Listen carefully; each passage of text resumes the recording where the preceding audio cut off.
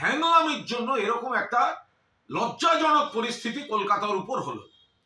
কেন মেসি যখন মাঠে ঘুরছেন, এত মানুষ, তারা কত শখ করে খেলার, তো মূল কথা ছিল না মেসিকে দেখতে যাচ্ছেন, মেসি আসছেন, স্বপ্নের নায়ক, মেসিকে দেখতে যাচ্ছেন।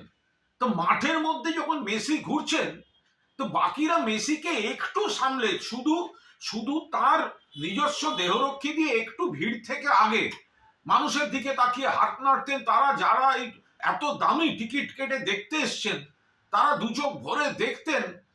তো সেটা করা গেল না। এত কিসের হ্যাংলামি?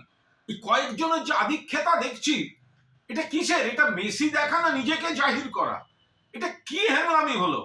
ফলে দূরে যারা বসলেন, যারা গ্যালারিতে টাকা দিয়ে গেছেন, ওই ভিড়ের মধ্যে দেখতে পাচ্ছেন না। কোনো পরিকল্পনার মা বাবা নেই।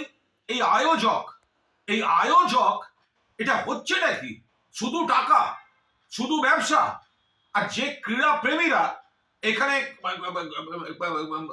গেলেন, পুরো যুব ভারতী ভরিয়ে, অনেক বড় ডার্বিতেও এত লোক হয় না।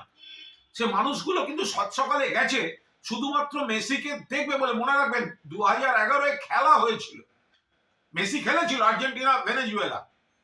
আমি আর আমার এক সহকর্মী তখন চ্যানেলের প্রসেনজিৎ বক্সি, আমরা কর্নার ফ্ল্যাগের পাশে বসে খেলা দেখছিলাম অ্যাস্ট্রোটার্ফের উপর। আমাদের মানে 12 ফুটের মধ্যে মেসি দাঁড়িয়ে কর্নার নিলেন। গোটা যুব ভারত একটা সিস্টেমে চলেছিল। এটা কি? যারা মাঠের মধ্যে, একটা মানুষ গ্যালারিতে বসে সে কি দেখবে ওই ভিড়ের মধ্যে? কোনো পরিকল্পনা থাকবে না। মাননীয় মুখ্যমন্ত্রী পৌঁছবার আগেই মেসিকে বেরিয়ে যেতে হচ্ছে। জল ছুঁড়েছেন কিছু দর্শক, জল ছোড়াটা হয়তো অন্যায়, উচিত নয়, আলাদা। বাট তাদের ক্ষোভটা কি করে অস্বীকার করবো? যে মানুষটা এত দামি টিকিট কেটে সকালবেলা নীল সাদা জামা পরে মেসিকে দেখবেন বলে গেছেন, তিনি যদি দেখেন দূরে ওই একটা জটলা শুধু ঘুরে বেড়াচ্ছে, এই হ্যাংলাগুলো কারা? এই আয়োজকটা কে?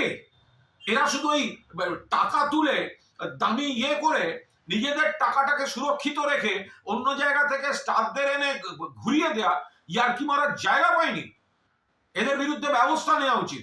আমি এই ক্রীড়া প্রেমী যারা সাত সকালে যুব ভারতীতে মেসিকে দেখতে গিয়ে বঞ্চিত হয়েছেন, তাদের আবেগ এবং ক্ষোভকে পূর্ণ সমর্থন করছি।